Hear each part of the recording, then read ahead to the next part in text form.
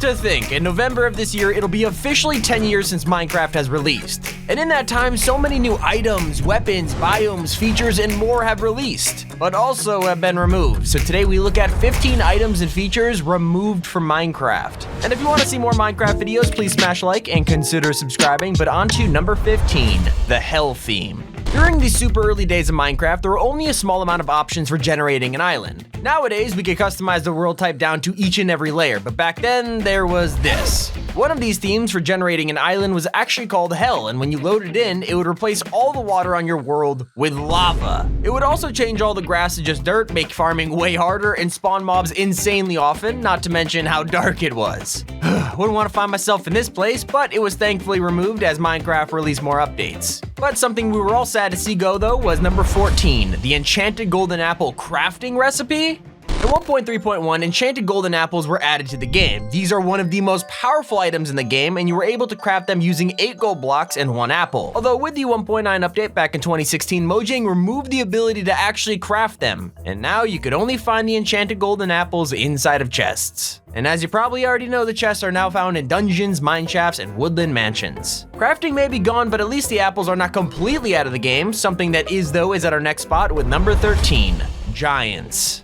Over 10 years ago, in the same update that added difficulties to Minecraft, there was a mysterious secret mob that appeared in the game. This mob is, to this date, one of the most powerful and secretive baddies that have ever existed. It started off when early players spotted an absolutely huge zombie walking around. This thing was extremely tall and worked similarly to a regular-sized zombie. Except for some reason, they weren't able to attack you from afar. Instead, it seemed that the only way these mobs could do damage was if they stood on top of you. Eventually, it became known that these huge zombies were actually a prototype test for a mob called giants. They do insane damage and can pretty much kill you instantly, not to mention a health total of 50 hearts. So yeah, it takes a while to take them out. Although over the years, Mojang has edited the giants over and over again until present day, where you can still spawn them in, but their AI is completely removed. So yeah, they're pretty much useless statues. But speaking of removed mobs, you gotta check out number 12, which are a bunch of prototype mobs. Back during the in-dev phase of Minecraft, there was a lot of experimenting going on. A Mojang employee called Doc was working on some mobs that were in this phase of the game, although these mobs were very interesting indeed. There was a weird looking version of what we now know today as Steve, and then some more. I mean, there was Beast Boy from Teen Titans, Black Steve, and then a frog girl named Rana. They didn't do anything other than walk around with no animation, and you could kill them for loot if you're lucky. And within 2 days though, these mobs were gone and their creator Doc left Mojang. It's cool to see what experiments the team were doing back then though, but now here's number 11, breedable dolphins. Dolphins are some of the cutest mobs in the game right now, so it only makes sense that people want to make more of them. So to do so, you'd be able to breed dolphins by giving them raw cod or salmon, and then you get yourself some baby dolphins, okay? Now this was only available in the Bedrock edition though, and while you are still able to find baby dolphins, you can't make your own anymore. However, there is a pretty good substitute for this. Instead of breeding when you feed them raw fish, dolphins now swim to the nearest underwater loot chest. So yeah. Anyways, now you gotta hear about number 10, which are removed blocks and items. There are quite a few removed blocks and items that have gone under the radar, and it's interesting to look at what might have been.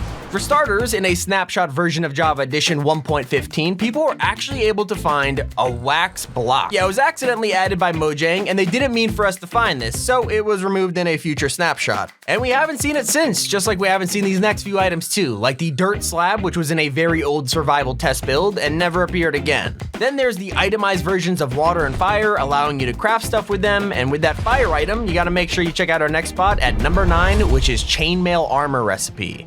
For a long time, the useless chainmail armor set was actually able to be crafted with itemized fire. Basically, this was the only way you could get the armor up until version 1.8, and that's when Mojang removed the fire item, and with it, chainmail armor crafting. Although now you can still get the armor through different ways, like you could get it either through drops or trading. These aren't exactly the best kept secrets though, like number 8, which are super secret settings that are removed now.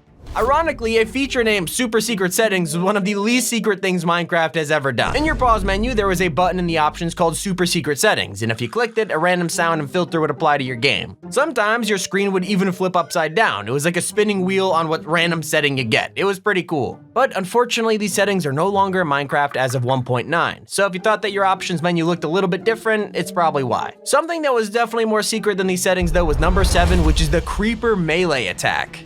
Almost everyone who plays games on the internet knows about creepers. I mean, how wouldn't ya? They're the most famous mob in Minecraft, and we all know them for their love of blowing, well, literally anything and everything up. Although in the first iterations of the creepers, they never actually did this.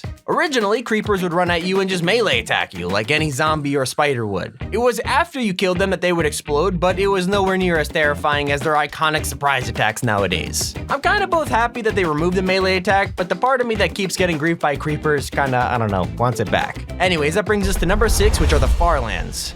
There used to be some really strange glitches in Minecraft that would completely break the game and end up rendering some really weird stuff. Take the Farlands, for example, which was a terrain bug that was so glitched it would auto-generate textures and create some very strange-looking things. There were also monoliths that spawned around the world, and they'd just be huge, hollow towers. But they're not as freaky as number 5, which are human clones and spawning nether portals. In the Minecraft alpha, there was a weird shortcut that let you press F4 and it would just spawn a nether portal, well, like right in front of you. Of course, we now all know that making a portal is way more complicated than just pressing a button, but back then, turns out it wasn't. And it gets weirder, because you used to be able to create clones of yourself in the classic build of Minecraft. Like literally, you'd be able to press G and a fresh clone of Steve would be made. They were just NPCs that would walk around the map aimlessly, literally nothing else. Like imagine being able to do this in today's Minecraft, it'd be nuts. But what's even nuttier is number 4, which are rubies. Back in 1.3, Mojang added rubies into the game as a currency that you could trade with villagers. You were able to find them inside of ruby ore blocks, but they didn't do much other than work as a currency. By saying they were almost exactly like emeralds, it would be because they were actually replaced by them. One of the developers, Dinnerbone, is actually red-green colorblind and noted that it was very hard to tell the difference between ruby and redstone ore. And honestly, I could see why. So instead, they went down the route of emeralds instead. Will we ever see some form of ruby in the future? Maybe, we're gonna have to wait and see. But now for our final 3, beginning with, of course, number 3, the Illusioner. In the snapshot update 17W16A, Mojang added a new version of a villager named the Illusioner. This guy can cast spells and actually has a bow. He's hostile, so he would attack on sight, and he could even target you through a wall. Very shortly after being added, however, the Illusioner's ability to spawn in mansions and other areas was removed. Right now, the only way you can find these guys is if you use commands to summon them in. You'll never run into them in an actual playthrough of Minecraft again. Nor will you be able to use number 2, the Horse Saddle.